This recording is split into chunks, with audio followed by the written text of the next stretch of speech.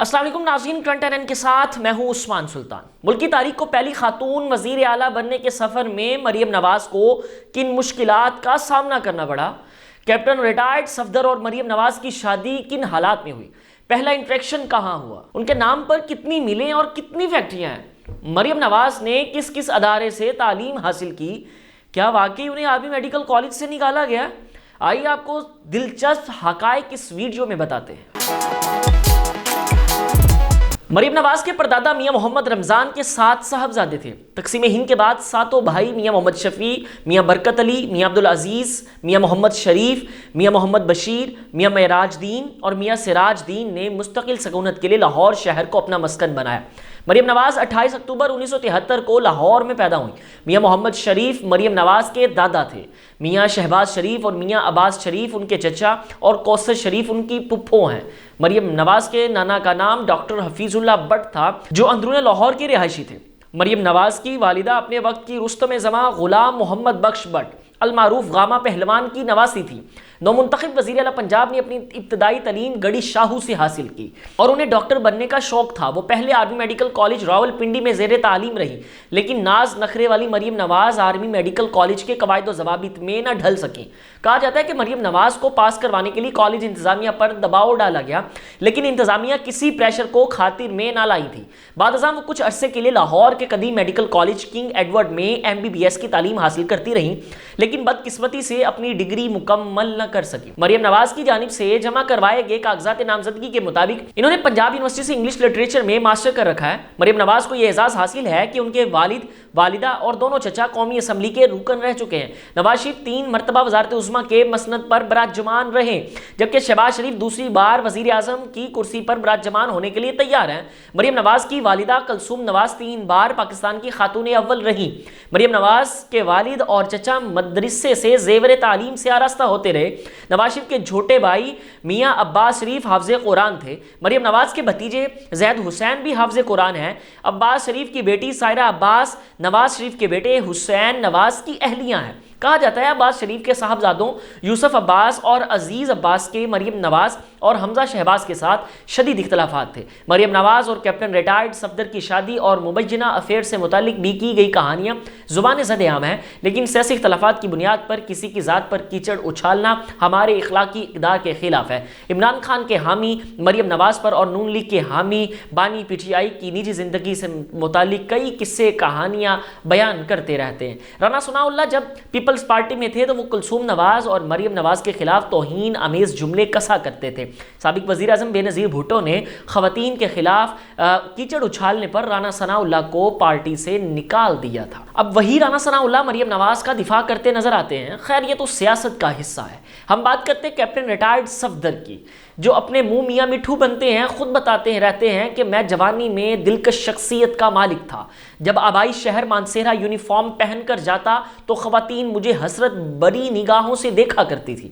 Captain retired Safdar کے مطابق جب وہ نواز شریف کے AD کی حیثیت سے وزیر اعظم ہاؤس میں تعینات تھے تو اس وقت نواز شریف کی 2 صاحبزادیاں وزیر اعظم ہاؤس میں رہتی تھیں۔ چونکہ وہ پروفیشنل فوجی تھے، اس لیے دونوں بہنوں سے کبھی انٹریکشن نہیں ہوا تھا۔ میں ایسی جرت نہیں کر سکتا تھا کہ اپنے بوس کے خاندان کی طرف آنکھ اٹھا کر دیکھ سکوں۔ نواز شریف نے میرے والد اسحاق مسرور سے رشتے کی بات کی اور 25 دسمبر 1992 کو وہ اور مریم نواز شریف شادی کے بندھن میں بندھی۔ یہ بات ناظرین کے لیے دلچسپ ہوگی کہ شادی کے وقت مریم نواز کی عمر 18 برس اور دولہے میاں کی عمر 28 سال تھی۔ نواز شریف کا داماد بنتے ہی کیپٹن ریٹائرڈ صفدر سیاسی ایوانوں اور اقتدار کے غلام گردشوں میں نظر آنے لگے۔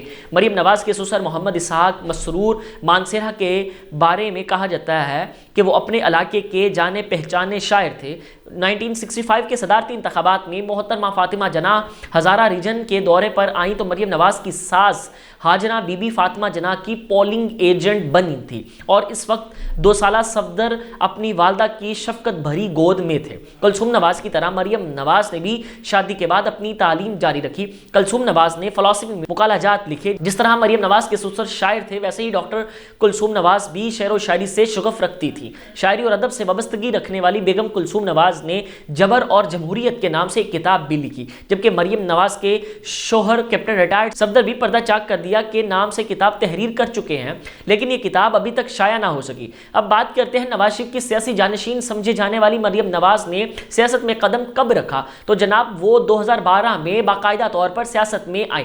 سیاست میں قدم رکھنے سے قبل وہ شریف فیملی کے زیر انتظام چلنے والی رفاع عامہ کے اداروں شریف ٹرسٹ، شریف ایجوکیشن انسٹیٹیوٹ اور شریف میڈیکل سٹی کی چیئر پرسن رہی ہیں۔ آپ کو مزید بتاتے چلیں کہ مریم نواز نے 2013 کے عام انتخابات میں نون لیگ کی انتخابی مہم چلائی۔ 2013 کے انتخابات میں کامیابی کے بعد نواز شریف نے انہیں پرائم منسٹر یوتھ پروگرام کی چیئر پرسن بنایا۔ 28 جولائی 2017 میں پاناما کیس میں نواز شریف کو تاحیات نااہل قرار دے دیا گیا اور اس کیس کے فیصلے کے نتیجے میں قائد مسلم لیگ نون وزارت عظمیٰ کے عہدے سے سبکدوش ہو گئے تھے۔ نواز شریف کی نااہلی کے بعد ان کی نشست پر کلثوم نواز نے الیکشن لڑا۔ کلثوم نواز کے لندن میں زیر علاج ہونے کی وجہ سے مریم نواز نے بھرپور انداز میں انتخابی مہم چلائی۔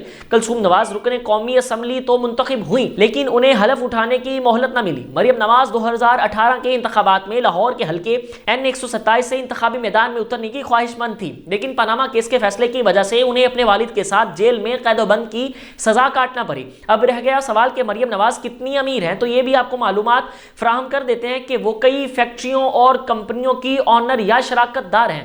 ان میں Chaudhry sugar mills, Muhammad Bakhsh textile mill, Hudaibiya paper mill, Hudaibiya engineering company, Swift energy private limited اور فیملی فلار ملز شامل ہیں۔ یہاں یہ بات آپ کے گوشے گزار کرتے چلیں کہ مریم نواز نے ایک پروگرام میں دعویٰ کیا تھا کہ لندن میں تو کیا پاکستان میں بھی ان کی کوئی جائیداد نہیں ہے۔ مریم نواز 2 بیٹوں اور 1 بیٹی کی والدہ ہیں۔ وہ جاذب نظر شخصیت اور خوش لباس ہونے کی وجہ سے خبروں کی زینت رہتی ہیں۔ مسلم لیگ نون کی سینئر نائب صدر اور چیف آرگنائزر بھی ہیں۔ مریم نواز حالیہ انتخابات میں قومی اور صوبائی اسمبلی کی نشستوں پر کامیاب ہوئیں اور انہیں ملکی تاریخ کی پہلی خاتون وزیر اعلیٰ بننے کا اعزاز حاصل ہے۔